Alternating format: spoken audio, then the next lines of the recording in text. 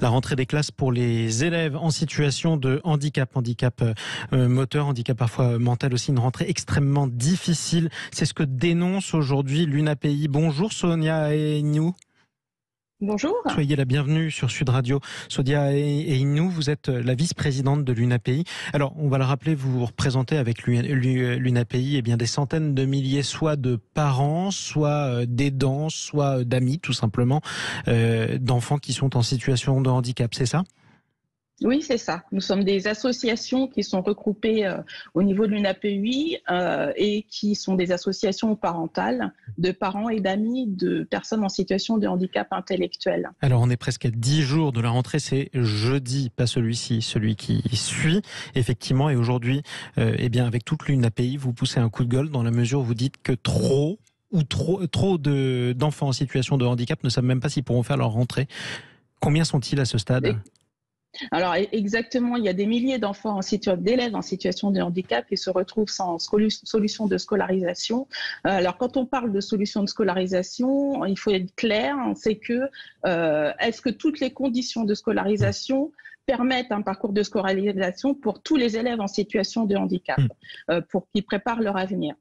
C'est-à-dire qu'il y a de la place dans les classes, mais évidemment, s'il n'y a pas du personnel avec justement pour les aider ou pour les accompagner, par moment, c'est tout simplement impossible. On parle de quel type de handicap ? C'est un éventail de conditions extrêmement large, mais c'est important de le rappeler aussi. Oui, alors on parle de quel type de handicap ? Alors pour le NAPUI, nous parlons des handicaps qui sont liés aux troubles du neurodéveloppement, c'est-à-dire que vous avez des élèves qui sont porteurs d'autisme, vous avez des élèves polyhandicapés, vous avez des élèves qui ont des troubles du déficit intellectuel, du développement intellectuel ou des troubles cognitifs, des handicaps psychiques aussi, donc ce sont des handicaps bien souvent qui sont invisibles, donc qui ont besoin d'interventions pluridisciplinaires pour les accompagner dans leur scolarisation, mais pas que, c'est aussi pour les accompagner dans la vie quotidienne. Et quand on parle justement, alors c'est là où on insiste beaucoup, quand on parle du parcours de scolarisation, ça comprend la scolarisation avec les apprentissages de base, mais aussi l'accompagnement de tout ce qui répercute sur la vie quotidienne et sur les apprentissages. Et c'est là-dessus que nous alertons en disant qu'il y a des élèves qui sont en grande difficulté parce que les dispositifs qui sont mis à leur disposition sont mal calibrés justement pour les accompagner dans leur parcours de scolarisation. Alors essayons de prendre un exemple concret, même si évidemment il y a des centaines de milliers de situations personnelles qui sont toutes différentes les unes des autres. Imaginons par exemple que j'ai un enfant autiste qui pourrait rentrer, disons, en CE2. Dans quelles conditions pourrait-il parvenir à étudier, en tout cas à faire sa scolarité le mieux possible ? Alors, vous avez un élève qui est porteur d'autisme. Cet élève-là a certaines répercussions du handicap sur ses apprentissages. Ces répercussions-là, elles peuvent être, par exemple, sur des troubles du comportement. Les troubles de comportement sont accompagnés justement pour qu'ils arrivent à faire avec, parce que des fois, ils ne peuvent pas disparaître, ces troubles de comportement-là, pour faire avec, pour qu'ils se mettent en situation d'apprentissage. Ça peut être la mise à disposition d'une aide humaine, qu'on appelle maintenant AESH, qui lui permet de gérer sa posture d'élève, rentrer dans les apprentissages et se développer au mieux. Il est rassuré, il a des repères et il arrive à se mettre dans une situation d'apprentissage. Alors là où on est bien d'accord, c'est que les AESH sont un dispositif parmi d'autres. Tous les élèves en situation de handicap n'ont pas forcément d'une AESH, mais en tout état de cause, si l'AESH est la bonne solution, il faut que l'AESH ait les moyens de mettre en condition vraiment les apprentissages de cet élève-là, en lien avec l'enseignant, en lien avec parfois une équipe dite médico-sociale qui vont intervenir autour de l'enfant et qui vont intervenir sur les conditions d'apprentissage. Et justement, quels sont ces moyens et surtout que se passe-t-il quand ces moyens ne sont pas là ? Ou alors, quand les dispositifs ne sont pas en place, on va en parler avec vous dans un instant. Restez avec nous, Sonia Einou. Je rappelle que vous êtes vice-présidente de l'UNAPI. La rentrée des classes approche, on est presque dans 10 jours. C'est non pas ce jeudi-ci, mais le jeudi suivant. Alors bon courage à ceux qui la préparent.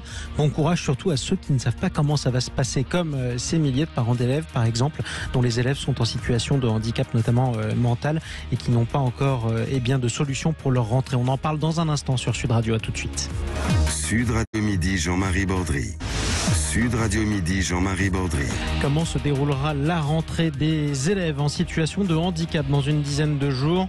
Mal, ou en tout cas dans des conditions très floues. C'est ce que redoute l'UNAPI, association qui regroupe des parents d'élèves en situation de handicap, mais également des aidants ou alors leurs amis tout simplement. On est avec notre invitée Sonia Aeinou, vice-présidente de l'UNAPI. On est à 10 jours de la rentrée. Vous parliez justement et bien souvent du manque d'AESH. Alors ça, c'est un acronyme barbare dont l'éducation nationale a le secret. Ça veut dire accompagnant des élèves en situation de handicap. Des AESH pas forcément assez nombreux ou alors pas assez aidés. Que se passe-t-il, Sonia Aeinou, quand on approche de la rentrée et qu'on n'a pas d'AESH, qu'on n'a pas de moyens et qu'on a un enfant autiste qui doit la faire cette rentrée?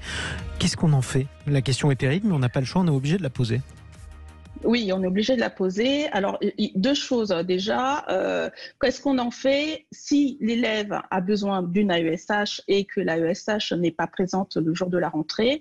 Bien souvent, l'élève est déscolarisé parce que l'enseignant se retrouve en difficulté pour accompagner cet élève-là sur ses apprentissages et son parcours de scolarisation. Il est important de dire, en tout cas pour l'UNAPEI, que la plupart des élèves accompagnés par les associations de l'UNAPEI n'ont pas un besoin qui correspond à l'AESH, à un accompagnement humain. Elles ont un besoin dans un autre dispositif avec une équipe pluridisciplinaire beaucoup plus renforcée, beaucoup plus sur l'éducatif en plus de la scolarisation. Et ces élèves-là sont en attente de ce dispositif adapté. Oui. Et pour le coup, on leur attribue une aide humaine comme un pansement pour essayer de faire tenir en tout cas l'enseignant dans sa pédagogie. Quand vous avez un dispositif ou quand vous avez quelque chose qui ne vous correspond pas, c'est comme un habit qui est trop petit. Au bout d'un moment, ça ne pourra pas tenir et vous ne pourrez pas évoluer. En tout cas, eux, ils ne pourront pas évoluer dans leur autonomie. Et ça craque aussi. Et ça demande d'ailleurs beaucoup plus de temps du tout coup quand ça se passe mal. Ça demande plus de temps aux enseignants aussi. Donc, du coup, toute la classe. Ça demande plus de temps aux enseignants. Toute la classe empathie, ça crée des situations qui sont très tendues avec une grande tension au niveau des apprentissages des élèves, mais ça crée aussi une tension au niveau des parents parce que quand l'AESH n'est pas présente et quand l'enfant se retrouve à domicile, la famille est pénalisée. On l'a vu tous pendant le confinement, quand on se retrouve avec les enfants à domicile, pour travailler, c'est un petit peu plus compliqué que d'habitude et voire ça crée des situations où un des parents ou les deux parents sont obligés d'arrêter de travailler ou en tout cas de trouver des solutions alternatives pour continuer la scolarisation de leur enfant et d'assumer en fait cette tâche-là à domicile. Alors, ça peut être aussi par l'instruction en famille à domicile. Effectivement. Alors, y a-t-il encore en 2022, en cette rentrée 2022, des parents qui vont faire le choix par défaut de scolariser leurs enfants à l'étranger, de l'autre côté de la frontière? Je pense par exemple à la Belgique. Oui, alors vous avez des parents qui se retrouvent sans solution, en tout cas sur le territoire français, qui sont en attente et qui se voient contraints d'aller scolariser leur enfant en Belgique ou dans d'autres pays. Alors ça nécessite quand même une transformation familiale qui est assez conséquente, notamment au niveau de son activité professionnelle. Évidemment, pour avoir des revenus. Et qu'est-ce qu'on ne ferait pas pour ses enfants en même temps, ça se comprend. Qu'est-ce qu'on ne ferait pas pour ses enfants? Ça bouscule aussi les fratries parce qu'on ne parle pas beaucoup aussi des frères et sœurs parce que les frères et sœurs, du coup, sont quand même tributaires de tout ce fonctionnement-là, que l'enfant soit exclu de l'école, qui retourne à domicile ou que la famille soit obligée de déménager pour aller dans un autre pays ou dans un autre département. Mais revenons sur ce scandale qui dure quand même depuis beaucoup d'années. Qu'est-ce qu'il y a en Belgique qu'il n'y a pas en France pour que des parents français s'y exilent avec leurs enfants? Non pas que la Belgique ne soit pas un beau pays, au contraire, c'est un pays merveilleux. Mais qu'est-ce qu'il y a en Belgique qu'il n'y a pas en France pour qu'on puisse faire la même chose aussi correctement? Mais il y a tout simplement des établissements où on peut inscrire l'enfant pour qu'il puisse avoir les accompagnements nécessaires. En France, vous avez des enfants. Donc là, on va parler plus globalement. On était sur les élèves, mais puisque vous posez la question, on va parler des enfants. Vous avez des enfants qui ont besoin, comme je disais tout à l'heure, d'un accompagnement très renforcé, qui se situent parfois au sein d'établissements médico-sociaux qui ont des équipes qui interviennent autour du projet de l'enfant et on inscrit l'enfant mais l'établissement a un nombre de places très limité, ce qui fait que vous avez des listes d'attente phénoménales pour des enfants qui peuvent attendre 5, 6, 7 voire 10 ans. Ce que je voulais souligner aussi, c'est que ce problème-là n'est pas que lié à un contexte. Ce problème-là est lié au fait qu'on s'attache à éteindre des feux et à être tout le temps en train de courir après les places, courir après les accompagnements, sans traiter le système à la base. Voilà. Et ça, c'est pour ça que le problème se pose malheureusement à chaque rentrée, puisque on aurait pu vous recevoir il y a un an, et malheureusement, on risque d'avoir à vous recevoir pour les mêmes raisons d'ici un an. Allez, dernière question, on est à quelques jours, je le redis, de la rentrée des classes. Il y a des parents qui nous écoutent sur Sud Radio, ou des grands-parents, ils savent pas quoi faire, ils savent pas où scolariser, ni comment scolariser leurs enfants ou leurs petits-enfants. Ils peuvent d'ailleurs nous appeler à tout moment au 0826 300 300. Quels conseils vous leur donnez dans l'urgence ? Alors, je veux juste rebondir sur ce que vous disiez tout à l'heure, c'est que ça se reproduit à chaque rentrée. Je dirais non. Le problème de scolarisation, il se produit toute l'année pour les élèves en situation de handicap. Quel que soit le moment de l'année, vous avez des familles qui sont en difficulté parce que les élèves sont mal scolarisés ou pas scolarisés du tout.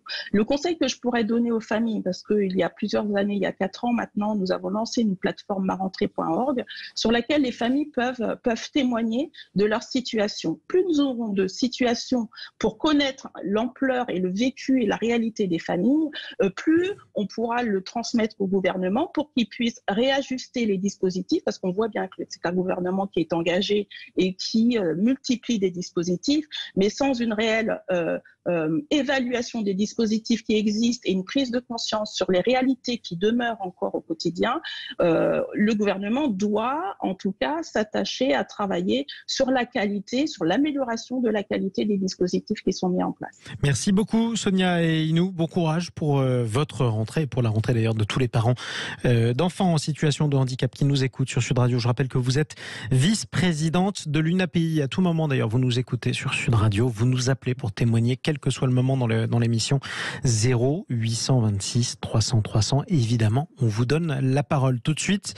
On parle d'une autre rentrée qui peut paraître plus légère mais qui ne devrait pas avoir lieu pour certains.